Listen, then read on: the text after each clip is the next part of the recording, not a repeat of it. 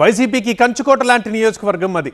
అయితే ఆవిర్భావం నుంచి ఆ నాయకుడిదే పార్టీతో ఏకఛత్రాధిపత్యం అన్నట్లుగా సాగింది. బట్ టైం ఎప్పుడు ఒకేలా ఉండదు కదా. అందుకే ఇప్పుడు సీన్ మొత్తం రివర్స్ కాబోతోంది అన్న ప్రచారం జోరందుకుంది. అసలే పార్టీ ఓటమి నైరేషన్లో ఉంది కాబట్టి హైకమాండ్ కూడా ఆ దిశగా పావులు కదుపుతోందన్న ముచ్చట పొలిటికల్ సర్కిల్లో షికారు చేస్తోంది. ఇంతకీ ఎవరా నేత, ఏంటా గుసగుస?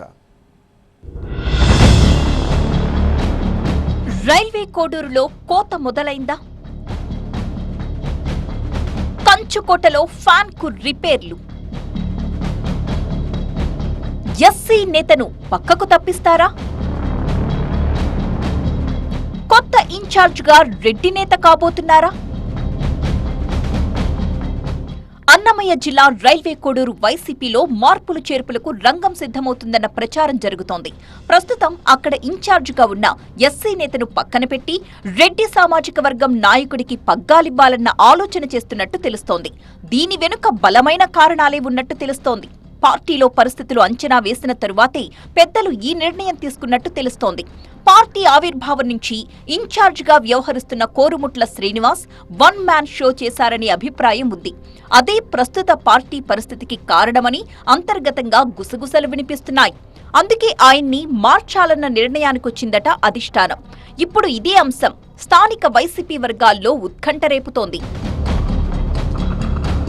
మొదట కాంగ్రెస్ పార్టీకి, ఆ తరువాత వైసీపీకి కంచుకోటగా నిలిచింది రైల్వే కోడూరు అసెంబ్లీ సెగ్మెంట్. అయితే 2024 సార్వత్రిక ఎన్నికల్లో మాత్రం ఇక్కడ అనూహ్యంగా ఎన్డీఏ కూటమి జెండా ఎగిరింది. పొత్తులో భాగంగా సీటు దక్కించుకున్న జనసేన బంపర్ విక్టరీ సాధించి రాజకీయ వర్గాల్ని ఆశ్చర్యపరిచింది.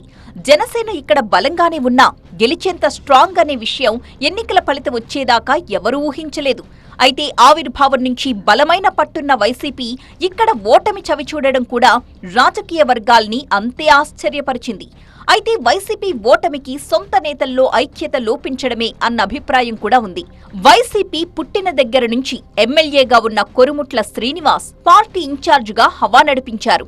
ఒక రకంగా చెప్పాలంటే ఇక్కడ వైసీపీలో ఆయనదే ఏకఛత్రాధిపత్యం. అయితే ప్రస్తుతం మారుతున్న రాజకీయ పరిణామాల దృష్ట్యా ఇక్కడ కొత్త ఇన్ఛార్జిను నియమించాలి అనే ఆలోచనలో అధిష్టానం ఉన్నట్టు సమాచారం. ఎస్సీ రిజర్వ్డ్గా ఉన్న ఈ స్థానంలో ఈసారి వైసీపీ ఇన్ఛార్జిగా రెడ్డి సామాజిక వర్గానికి చెందిన వ్యక్తిని నియమిస్తారు అన్న ప్రచారం జరుగుతుండడం ఆసక్తి కలిగిస్తోంది. అయితే వైసీపీ హైకమాండ్ ఈ నిర్ణయం తీసుకోవడం వెనుక కూడా బలమైన కారణం లేకపోలేదు. గతంలో ఇక్కడ టీడీపీ కమ్మ సామాజిక వర్గానికి చెందిన నేతను ఇన్ఛార్జిగా పెట్టింది. అయినా ఆ పార్టీ అంతగా ప్రభావాన్ని చూపలేకపోయింది. రూపానందరెడ్డికి ఇన్ఛార్జ్ బాధ్యతలు అప్పగించాక టీడీపీ కొంచెం పుంజుకుంటూ మొన్న జరిగిన ఎన్నికల్లో తన ప్రభావాన్ని చూపగలిగిందనే అభిప్రాయం ఉంది. అందుకే వైసీపీ కూడా రెడ్డి సామాజిక వర్గానికి చెందిన నేతకే పగ్గాలివ్వాలన్న ఆలోచన చేస్తోందట. ఇప్పటికే రైల్వే కోడూరు నియోజకవర్గంలో బలమైన రెడ్డి సామాజిక వర్గం నేతల కోసం వేట మొదలెట్టింది వైసీపీ హైకమాండ్. ఒకరిద్దరు కీలక నేతల పేర్లను పరిశీలిస్తున్నట్టు సమాచారం. ప్రముఖ కాంట్రాక్టర్ రామిరెడ్డి ధ్వజారెడ్డి, పుల్లంపేట జెడ్పీటీసీగా ఉన్న బాబుల్ రెడ్డి పేర్లు ఈ లిస్టులో ప్రముఖంగా వినిపిస్తున్నాయి. ఈ ఇద్దరిలో ఎవరో ఒకరికి వైసీపీ ఇన్ఛార్జ్ పోస్టు దక్కడం ఖాయమనే గుసగుసలు స్థానికంగా వినిపిస్తున్నాయి. ధ్వజారెడ్డి వైపే హైకమాండ్ పెద్దలు మొగ్గు చూపుతున్నట్టు తెలుస్తోంది. ఇప్పటికే అధినేత జగన్ ఇక్కడి ఇన్ఛార్జ్ ఎంపిక బాధ్యతని రాజంపేట ఎంపీ మిథున్ రెడ్డికి అప్పగించినట్టు సమాచారం. కాబట్టి మిథున్ రెడ్డి నిర్ణయమే ఇక్కడ ఫైనల్ అయ్యే అవకాశం కనిపిస్తోంది. అయితే వైసీపీ ఆవిర్భావం నుంచే కాకుండా గతంలో కాంగ్రెస్ తరపున కూడా ఎమ్మెల్యేగా గెలిచి నియోజకవర్గంలో బలమైన పట్టు సాధించిన కొరుముట్ల శ్రీనివాసుల్ని పక్కన పెట్టడం కరెక్టేనా అనే చర్చ కూడా జరుగుతోంది.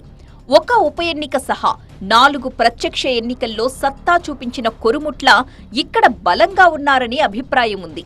అందుకే ఇప్పుడు ఆయన్ని తప్పించి మరో నేతకు అవకాశమిస్తే పార్టీలో చెలరేగే పరిణామాలు ఎలా ఉంటాయో అన్న చర్చ కూడా తెరపైకొస్తోంది. కాబట్టి శ్రీనివాసుల్ని కాదని వేరే వారికి ఇన్ఛార్జ్ పదవి కట్టబెట్టే అవకాశమే లేదని ఒక వర్గం, ప్రత్యర్థి పార్టీ రెడ్డి వర్గానికి ఛాన్స్ ఇచ్చి విజయం దక్కించుకుంది కాబట్టి వైసీపీ కూడా అదే పని చేస్తుందని మరొక వర్గం మాట్లాడుకుంటున్నాయి. ఒకవేళ మార్పు నిజమే అయితే ధ్వజారెడ్డి, బాబుల్ రెడ్డిల్లో ఎవరికి అవకాశం దక్కుతుందో అన్న చర్చ కూడా జరుగుతోంది.